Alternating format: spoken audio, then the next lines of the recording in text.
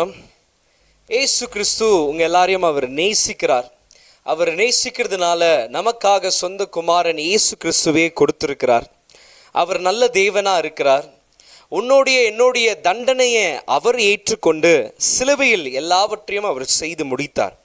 நேற்று தினத்தில் பார்த்தோம், அவர் ஐஸ்வர்யவானா இருந்தும் நமக்காக அவர் தரித்திரனாய் மாறினார். அவர் எதற்காக தரித்திரனாய் மாறினார்?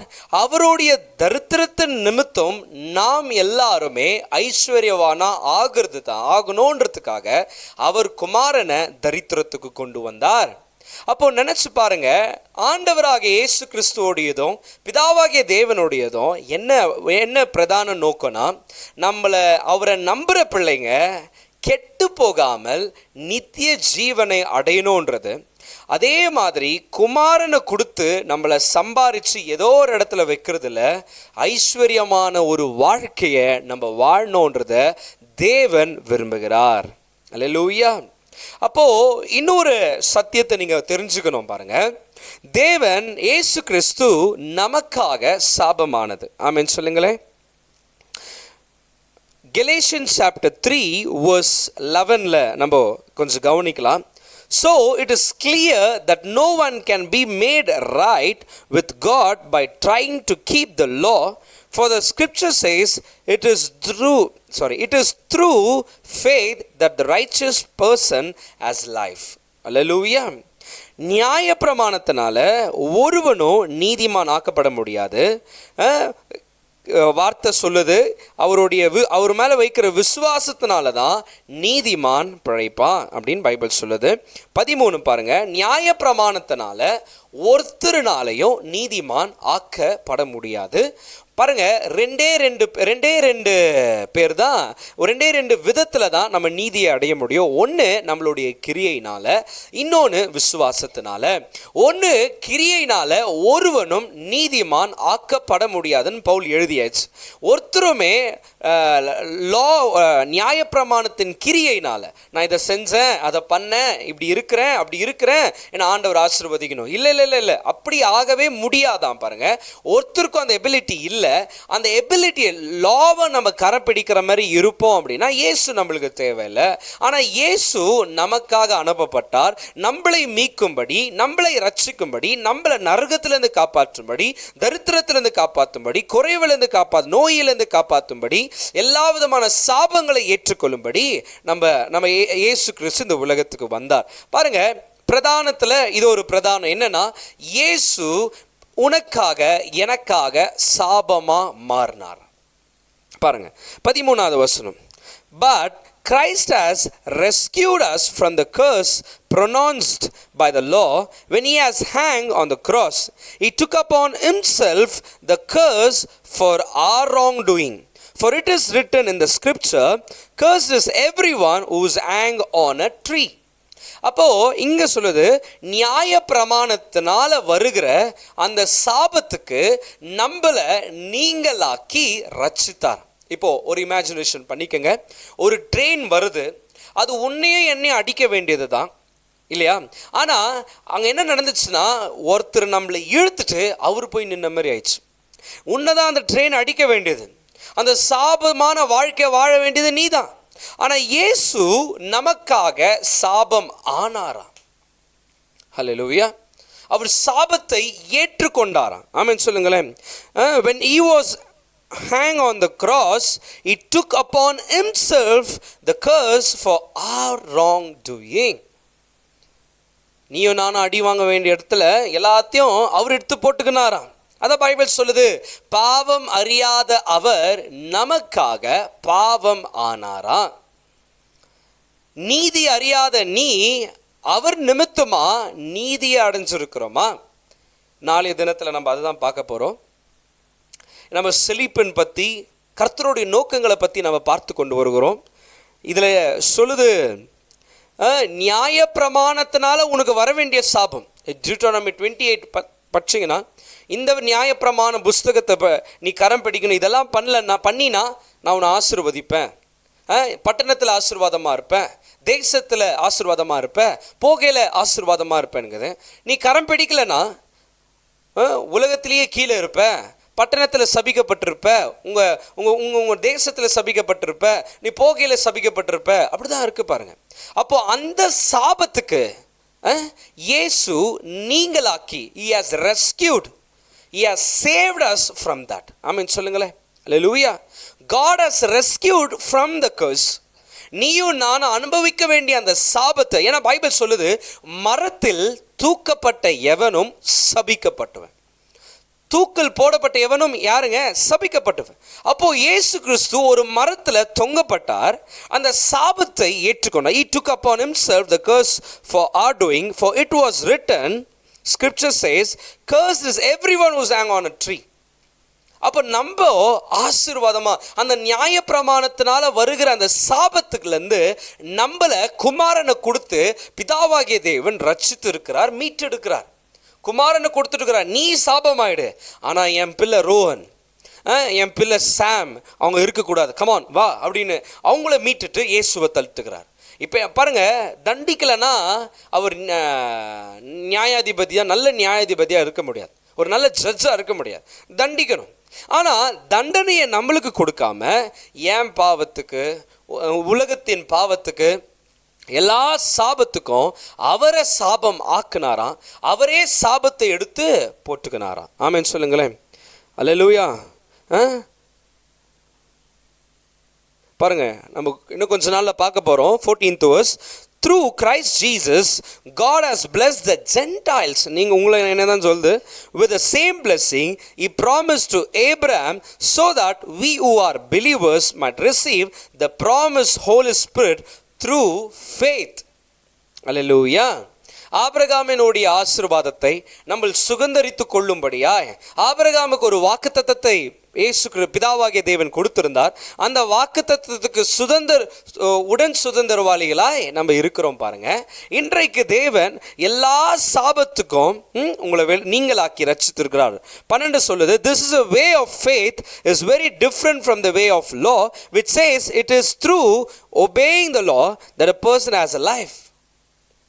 பட் அங்கே பாருங்க, பட் இருக்கு. நியாய பிரமாணத்தினால ஒருத்தன் வாழ்வான் அப்படின்னு இங்கே இருக்கு. This way of faith is very different from the way of law, which says it is through obeying the law. நியாய பிரமாணத்தை கீழ்ப்படிஞ்சாதான் ஒரு மனுஷன் வாழ முடியும்ங்குது. பட் ஆனா கிறிஸ்து அப்படின்னுங்குது. ஆனா பட் கிரைஸ்ட் has rescued.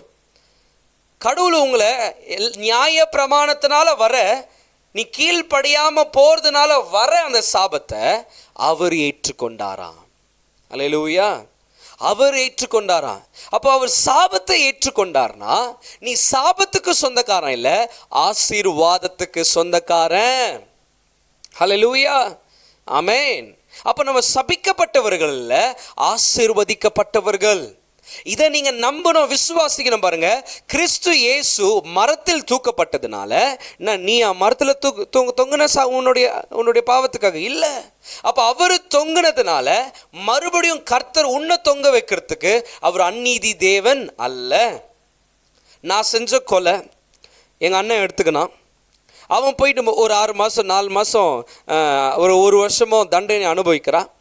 ஆனால் வீட்டுக்கு வந்துட்டு திரும்பி எனக்கும் தண்டனை கொடுப்பாங்கன்னு நினைக்கிறீங்களா? இல்லை, என்னுடைய தண்டனையை எங்கள் அண்ணன் எடுத்துக்கணும். என்னுடைய பிக் பிரதர் ஜீசஸ் எடுத்துக்கினார்.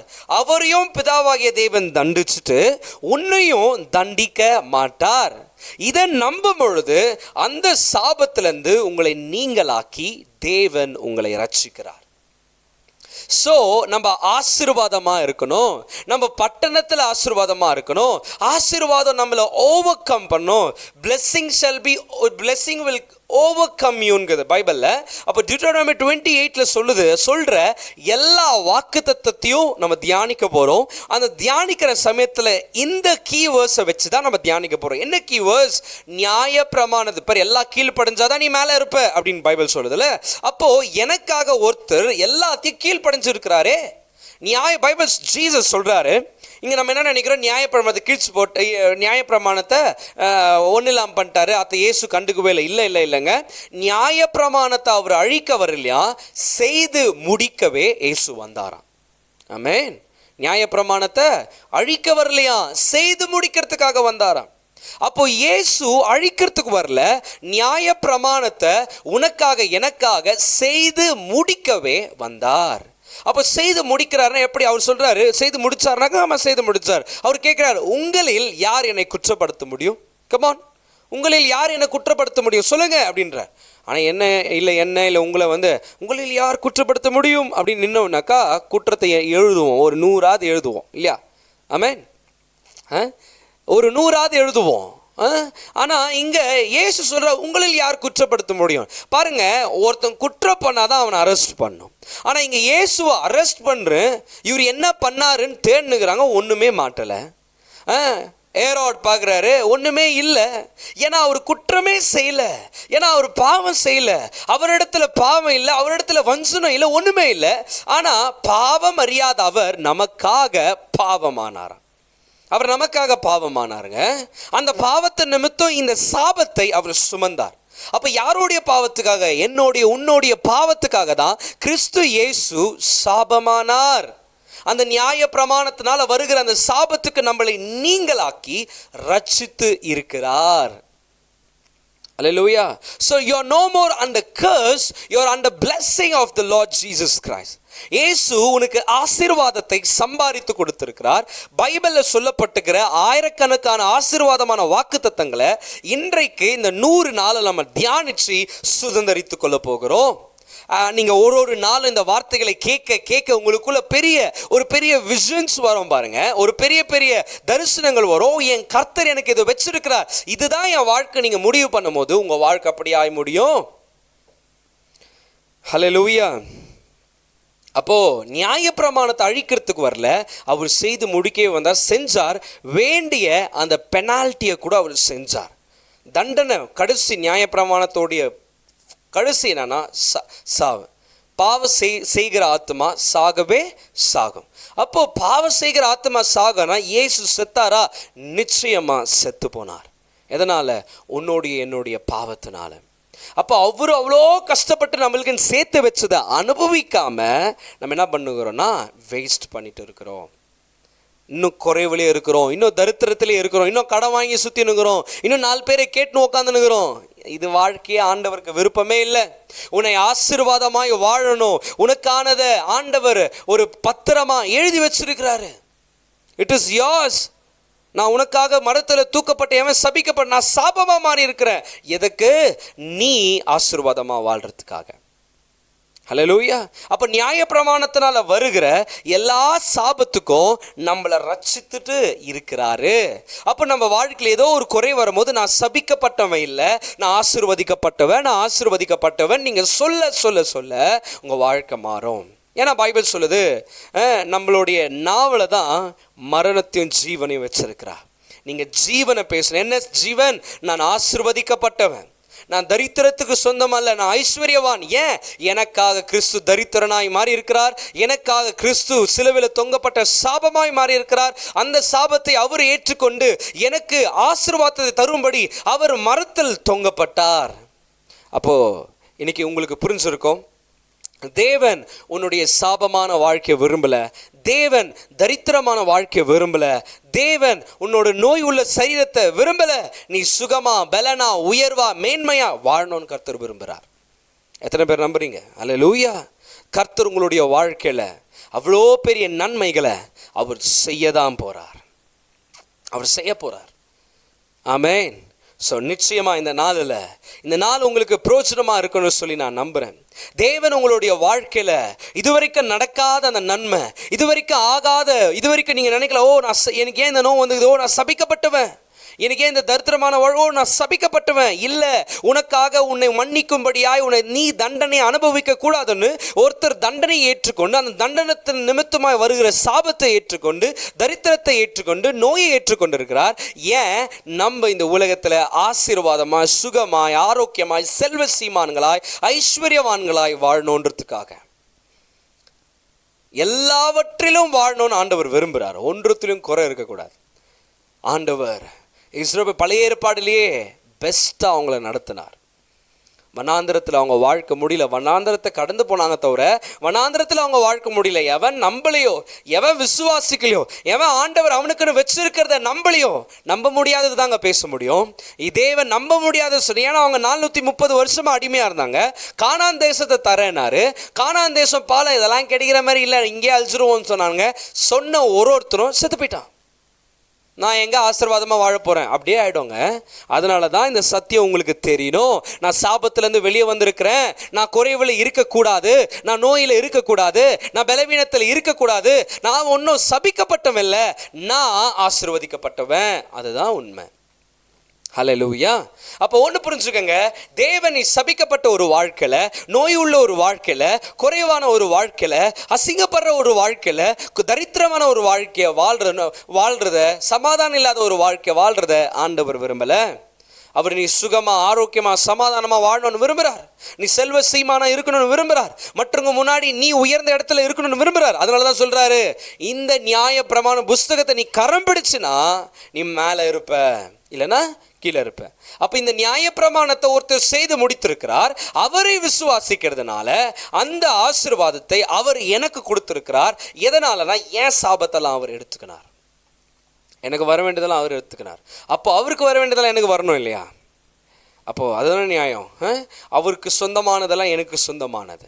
கிறிஸ்து இயேசுக்குள்ள எல்லா வாக்குத்தத்தங்களும் ஆம் என்றும் ஆமேன் என்றும் இருக்கு. அப்போ தேவன் அதை விரும்புகிறார். ஸோ நீங்கள் சபிக்கப்பட்ட ஒரு வாழ்க்கையை வாழ்கிறத ஆண்டவர் விரும்பலை. நான் என்ன காட்டிட்டு வரேன்னா, இயேசு இதெல்லாம் உங்களுக்காக செய்து முடிச்சிருக்கிறார். உங்கள் குறைவை ஆண்டவர் விரும்பலைன்னு உங்களுக்கு தெரியணும். உங்கள் ஐஸ்வர்யத்தை ஆண்டவர் விரும்புகிறார். உங்கள் ஆசீர்வாதமான ஒரு வாழ்க்கையை ஆண்டவர் விரும்புகிறார். உயர்வான உங்கள் வாழ்க்கையை ஆண்டவர் விரும்புகிறார். ஒரு மேன்மை எல்லா இடத்துலையும் நீ தலையாக இருக்க விரும்புகிறார். நீ மேலே இருக்கணும்னு விரும்புகிறார். உன் சத்துருக்கள் ஒரு வழியாக வந்தால் அவன் 7 வழியாக ஓட வைக்கிறதுக்கு அவர் ரெடி. இதெல்லாம் நம்மளுடைய ஆசீர்வாதம். வீட்டில் மாவு குறைவு இருக்கிறது, நம்மளுடைய ஃப்ரூட் பேஸ்கெட் குறைவில் இருக்கிறது, குழந்தை இல்லாமல் இருக்கிறது, இல்லை இதெல்லாம் நம்மளுக்கு சொந்தம் இல்லை. நம்மளுக்கு சொந்தமானது எல்லாமே ஆசீர்வாதம். பைபிளில் சொல்லப்பட்டிருக்கிற எல்லா ஆசீர்வாதத்தையும் முடிஞ்ச அளவுக்கு இந்த 100 நாளில் முடியுமான்னு தெரில, ஆனால் இந்த 100 நாளும் கர்த்தர் நமக்கென்று சம்பாதித்து வைத்திருக்கிற ஆசீர்வாதங்களை நம்ம விசுவாசத்தில் சுதந்திரித்து கொள்ள போகிறோம். சுதந்திரிக்கிறபடியே கர்த்தர் உங்கள் வாழ்க்கையை பாருங்கள். வீடு இல்லாத ஒரு இடத்துல நீங்கள் இருக்கலாம். இன்னைக்கு நீங்கள் கடனாளிகளாக இருக்கலாம். இன்னைக்கு 4 பேர் கையேந்திர மாதிரி இருக்கலாம். இந்த சத்தியத்தை நீங்கள் அறிவிங்கன்னா, இந்த சத்தியம் உங்களை விடுதலையாக்கி, எதுலேருந்து? கடன்லேருந்து, தொல்லையிலேருந்து, பிரச்சனையிலேருந்து, குறைவிலேருந்து, பலவீனத்திலேருந்து, நோயிலேருந்து, எல்லாத்துலேருந்தும் இந்த சத்தியம் உங்களை விடுதலையாக்கும். ஸோ தைரியமாக இருங்க. கர்த்தர் உங்களை ஆசீர்வதிப்பார். நாளை சந்திக்கலாம். தொடர்ந்து என்னோடு கூட இணைந்து நீங்கள் இந்த வார்த்தைகளை கேளுங்க. இந்த 100 நாள் உங்களுடைய நாளாக, வருகிற வருஷத்துக்கு கானான் தேசத்துக்குள்ளே நம்ம நுழையிற ஒரு நாளாக, வருஷமாக இருக்க போது, the place of rest and prosperity இருக்க போது 2026. so let us prepare ourselves, let us know word of God. இந்த 3 மாசத்துல ஓபேதேதும் வீடு செழிக்கணும். நிச்சயமா அவருடைய பிரசன்னத்துக்கு அவருக்கு இந்த நேரத்தை நீங்க கொடுக்கும் பொழுது அவர் உங்களுடைய வாழ்க்கையில் என்ன பண்ண போறானா, செழிப்பை உண்டாக்க போகிறார். உங்க ஆன்லைன்ல உங்களுடைய விதைங்க. டிஸ்கிரிப்ஷனில் அக்கௌண்ட் நம்பரும், டிஸ்கிரிப்ஷனில் ஃபோன்பே நம்பரும் எல்லாமே நாங்கள் வச்சுருக்கிறோம். இந்த ஊழியம், இந்த வார்த்தைகள் உங்களுக்கு ஆசீர்வாதமாக இருக்கணும்னா உங்களுக்கான விதைகளை நீங்கள் விதைங்க. கர்த்தர் உங்களை அடுக்க முடியாத ஒரு ஆசீர்வாதத்தினால உங்களை நிரப்புவார். விதைக்கிறவங்க விதைங்க. உங்களுக்காக நான் ஜெபம் பண்ண விரும்புகிறேன். நல்ல தகப்பனே, இந்த ஆண்டவரே, இந்த 3வது நாளுக்காக நான் ஸ்தோத்திரிக்கிறேன், துதிக்கிறேன். இந்த 3வது நாளில் எங்களோடு கூட நீங்கள் பேசுனீங்க. எங்களுக்காக நீங்கள் சாபமானீங்க டாடி. எங்கள் சாபத்தை நாங்கள் எங்களுடைய சாபத்தை நீ சுமந்து இருக்கிறதுனால நாங்கள் ஆசீர்வதிக்கப்பட்டவர்கள். நாங்கள் ஆசீர்வாதமாக தான் இருக்கணும் ஆண்டவரே. நாங்கள் குறைவிலையோ பலவீனத்திலையோ இருக்கிறது உம்முடைய சுத்தம் இல்லை. என் தேவனாகிய கர்த்தர் ஆண்டவரே, இந்த ஆன்லைனில், இந்த லைவ்ல கர்த்தர் நீங்கள் கிரியை செய்யுங்க. பெரிய அற்புதத்தை இந்த பிள்ளைகளுக்கு நீங்கள் ஞாபிக்கும்படியாய் நான் ஜெபிக்கிறேன். அநேக சத்தியங்களை எங்களுக்கு வெளிப்படுத்தி அந்த சத்தியத்தை அறியும் பொழுது எதிலிருந்து நாங்கள் விடுதலை ஆக்கப்படணுமோ அதிலிருந்து நாங்கள் விடுதலை ஆகிறதுக்காக நன்றி. பெரிய காரியங்களை செய்யுங்க. இயேசுவின் மூலம் ஜெபிக்கிற நல்ல தகப்பனே, ஆமென். உங்கள் எல்லாருக்குமே கிருபையும் சமாதானம். கர்த்தர் உங்களோடு கூட இருந்து பெரிய காரியங்களை செய்வார். நாளை சந்திக்கலாம்.